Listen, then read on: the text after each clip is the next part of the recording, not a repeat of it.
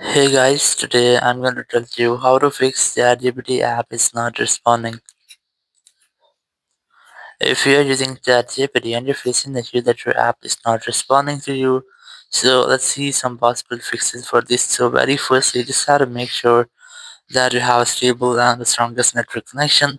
It might be your Wi-Fi or cellular data, or you can also try to switch between your Wi-Fi or cellular data, or you can try to enable and disable your airplane mode up to 4 or 5 times to make a quick refresh with all of your network settings. Then go back from here, open your settings app, and go to general, and here go to VPN and device management, and you just have to make sure that your VPN is not connected. If you're connected to any kind of VPN, just try to disconnect it from here.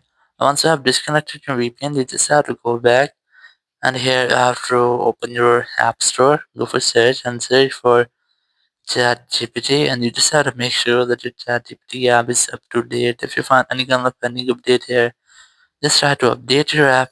So after updating, your issue must have to be fixed. If it's still not fixed your issue, so you can use ChatGPT Web, or you can try to uninstall it and reinstall the app. So open your settings app here, go to general, go to iPhone storage here.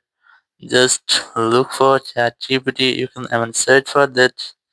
Once you find ChatGPT, you just have to tap on offload app, or you can also try to delete apps after offloading and deleting. If there will be any bug or any malware with your ChatGPT app, it will be fixed in this app and you'll not get the issue again. Or you can also open your browser here, go for search and search for ChatGPT, and you just have to open the first website from here to use ChatGPT on the web. Or you can also log in with your account and use ChatGPT here without any error. Thank you very much for watching the video. Until next video, bye bye.